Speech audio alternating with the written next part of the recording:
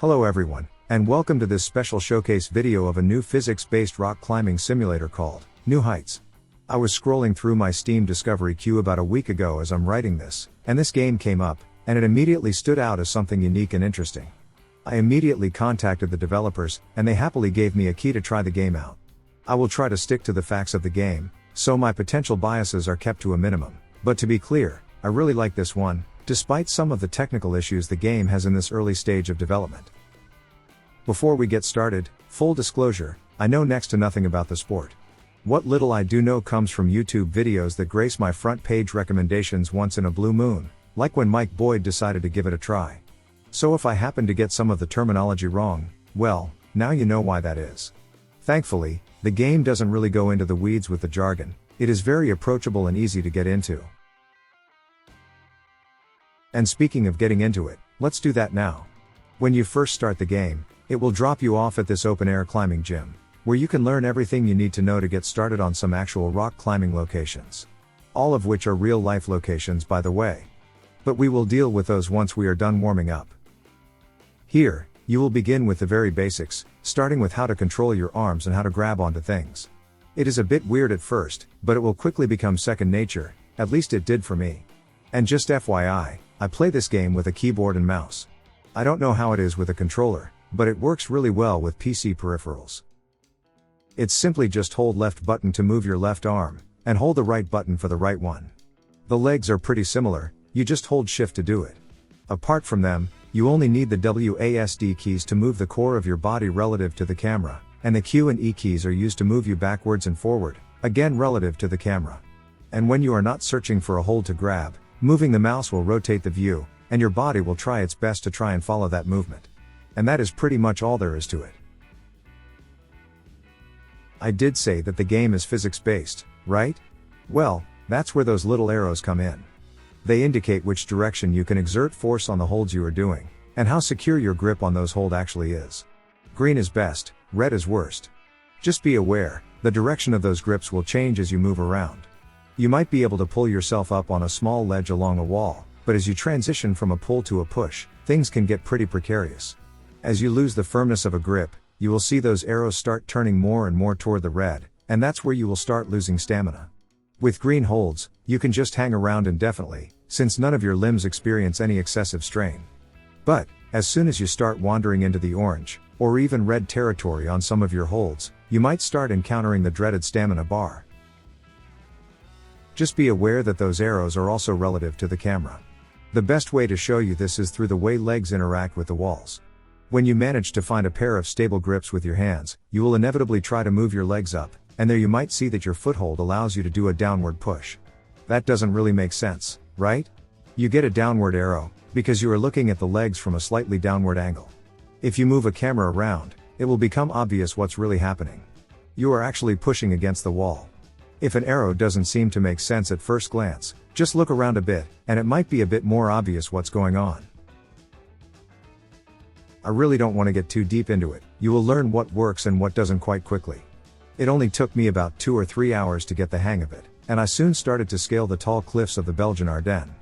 But, before we leave the gym, we must do something very, very important. We cannot go without petting the cat and the dog. We are not monsters. Just be aware. While the puppy is easily reachable at the end of the course, the cat is a bit harder to reach. After you finish the tutorials, you will be allowed to visit one of the real-life climbing locations. At the time of the making of this video, there were 3 of them in the game, all of them in the Belgian Ardennes. The first one you get access to is Rocher du Casino, an old quarry. The next one is the old fortress of Crèvecoeur, with a lot of tiny cracks between the bricks to grab a hold with.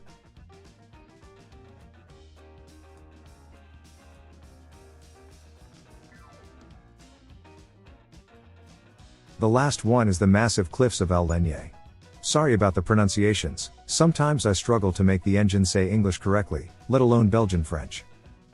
Anyways, this is where the game starts to get really interesting. Each location has a couple separate walls you can climb, and each wall has a couple predetermined routes that you can try.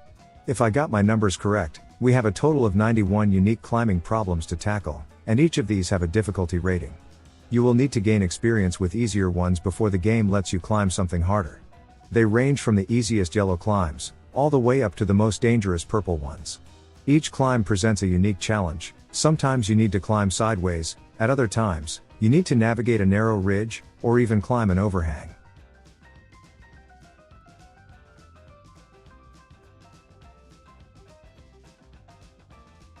Now, a couple things I really feel I should mention. The game is not without problems, even though I feel the good far outweighs the bad. The first issue you might encounter is the Ragdoll movement.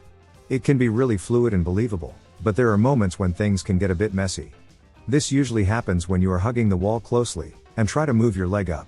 Since it tries to adhere to the anatomy of the human body, as well as the collision boxes of the different objects, it can result in some weird stuff. But, most of the time you can just move the body away from the wall, so you make some room to pull your legs up.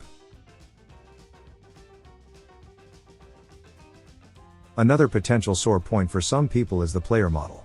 At this very moment, we only have a woman as the playable character, but keep in mind, a more diverse character customization system is on the development roadmap, so I really don't think it should be a deal breaker to anyone.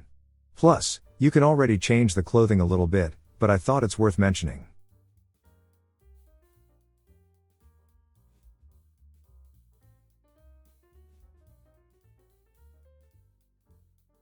And lastly, it can be a bit hard to determine what counts as a good spot to place your hand and feet.